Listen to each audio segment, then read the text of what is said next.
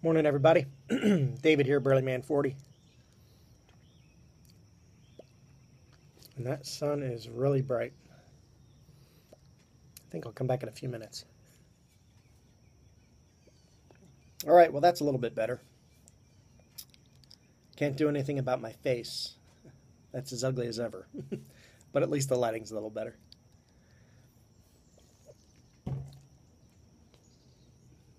I hope you're all doing well. I am sitting here this morning on my coffee drinking, pipe smoking, bird watching patio.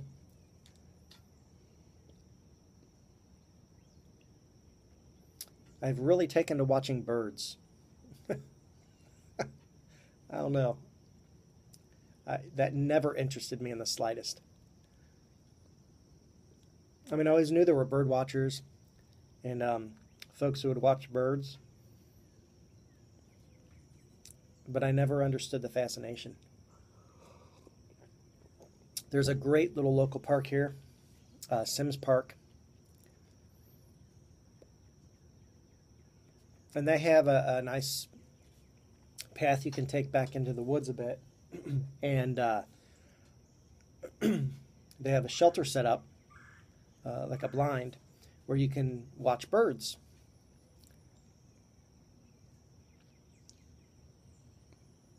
And when it's hot, I would just use that as shade and sit and relax. I'm a photographer, so I never even was that interested in photographing birds. So I didn't even take my camera with me any of those times I would go on a walk to photograph the birds. It really just didn't interest me. And then suddenly, this summer rolls around. School gets out, and I have put up, and I apologize, I'm really being rude. I'm looking actually right now at two bird feeders that I put in our yard.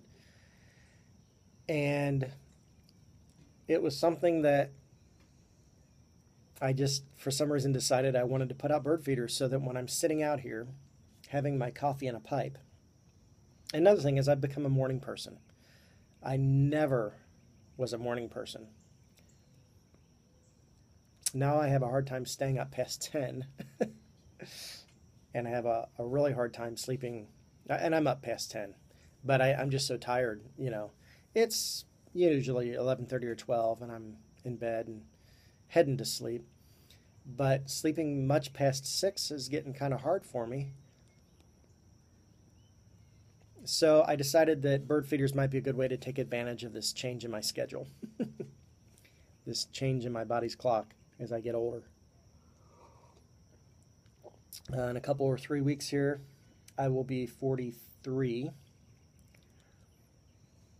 So I will be celebrating soon, right after that, my 3-year anniversary here on YouTube. I started when I was 40, hence the 40 in Burly Man 40.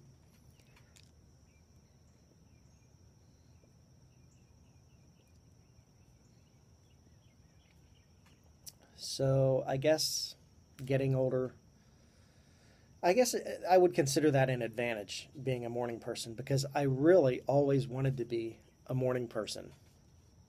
I kind of envied people who could get up early and get going and start their day, because that was just not me.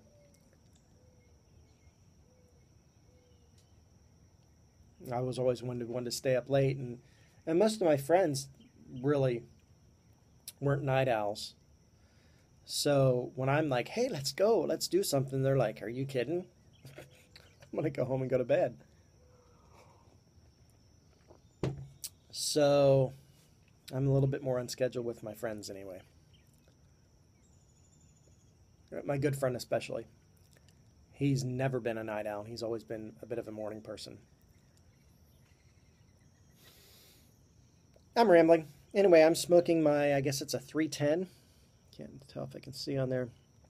7LE poker. It was an estate that I was gifted. I was actually given this one and one just like it that is brown. I really like this pipe.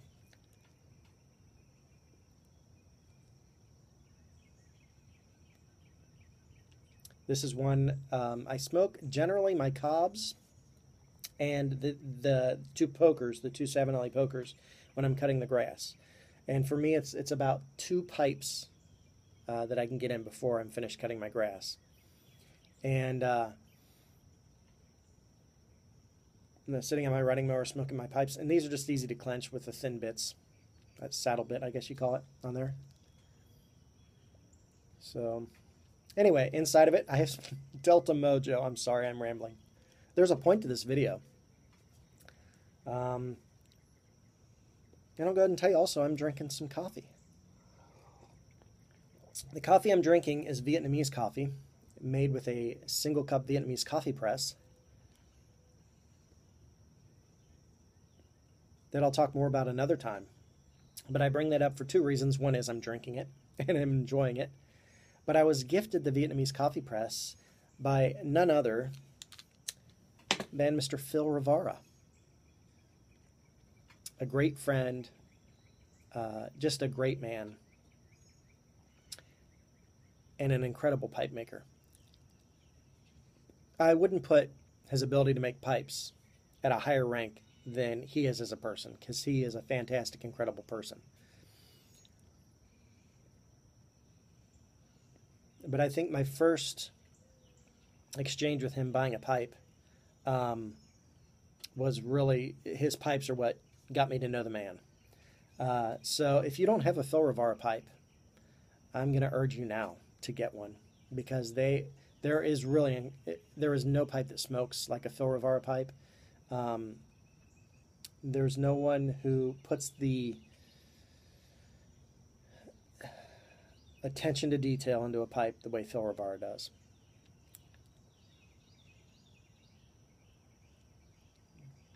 No pipes excite me the way Phil Rivara pipes do. You know, I see pipes I like. You know, if I get on a Smoking Pipes website, or I go to my local brick and mortar, or if I'm out and about and I see a pipe, there are 2 kinds of pipes that primarily excite me. Estate pipes. I really, really dig estate pipes. And I think it's because of the history. I think of, you know, who smoked it, and you know, a little bit about the person. You just kind of conjure up these images of what you think the person is who was behind the pipe before you had it. And I'm going to get to my point, because I'm going to show you my new pipes. So estate pipes and Phil Rivara pipes. But I can be out and about and see pipes, and I can want them. But I honestly, my thought process, I think to myself, is I could buy this pipe, or I could not spend the money on that, and then I could just get a Phil Rivara pipe. So that's how I keep PAD, pipe acquisition disorder, somewhat under control when I'm out and about and see pipes. So anyway, the pipe I'm going to show you now is one that I succumbed to PAD. Well, you saw a glimpse of it there for a second. It has a very cool Bakelite stem, which is something I told Phil I wanted. The grain on this pipe is just incredible, and the shape is my style. It is very sort of classic, but it's a very long shank, and I'm about to show you right now.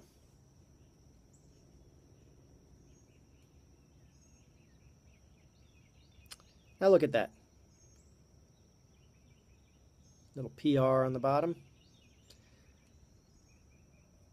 His pipes are his PR, because if you get a Phil Rivara pipe, there's no better advertisement for him than someone smoking one of his pipes and wanting to tell the world about it. I mean, that's beautiful. And right here on the bottom, on the heel, I guess, or not, I don't know, right there, you can see there are some imperfections, as a lot of folks would call it. I guess there was a beetle or something that made its abode in this briar and gave it, as Phil calls it, some nature's rustication.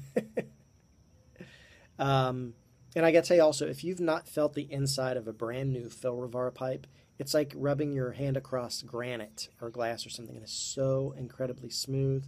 Um, he does phenomenal work. Phenomenal guy who does phenomenal work. I love this Bakelite stem.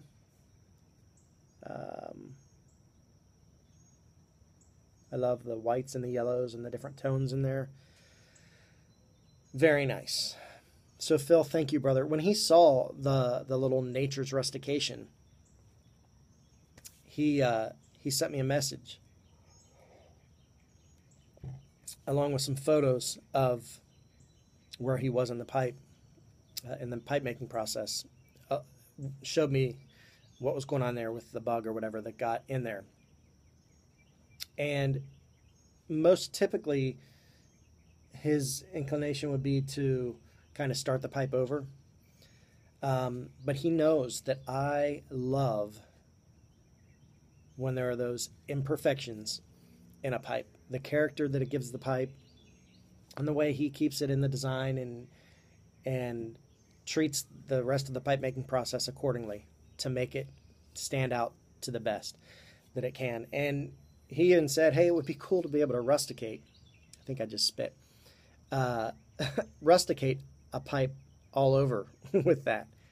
And that would be cool. But I'll tell you what, this is perfect. There's a little bit on the shank, if you can see right there. None of these affect the smokability of this pipe. He totally and 100% stands behind his work. If that were to cause a problem with the pipe, he would replace it in a heartbeat. He said that online, but it won't affect it, and I love that pipe. And I appreciate you, Phil. You did an incredible job on that pipe. I know a lot of artists, musicians, when they put out an album, this current work is our best work, this album is our best. It really reflects the maturity we have as musicians and where we are right now. And this is really representative of who we are as a band and as musicians. So their newest album is always their best album. This is my 7th Phil Rivara pipe.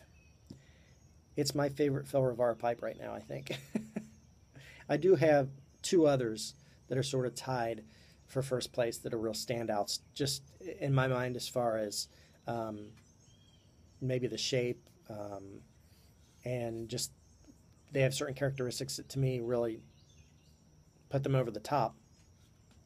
But right now, this is taking that spot all by itself, just at least for now, because it's new. And it's going to be an incredible smoking pipe. It's a gorgeous pipe, and Phil does incredible work. Please get yourself a Phil Rivara pipe. I'm sorry I'm rambling on so long. I wish I could buy the world a Phil Rivara pipe. Some people want to buy the world a Coke. I want to buy the world a Phil Rivara pipe. Anyway, I really appreciate you all watching. I shot this video the other evening, and well, I thought I shot the video the other evening. I was recording the video and talking just as I am right now, and 23 seconds into the video, it stopped, but I didn't know it. I had no more room on my phone, so I had to go get a bunch of stuff off and make room for the video. And I've been going on for 13 minutes and almost 14 minutes now. I'm going to surely edit this down so it won't be this long to you. But I apologize for it being so long. I thank you for watching, because if I don't go, it's going to run out on me again. So you guys take care of yourselves. Go check out Phil's work. I'll put a link in the bucket to his YouTube channel, as well as information to connect with him on Facebook. So you guys take care. Enjoy your day, and put that in your pipe and smoke it. God bless.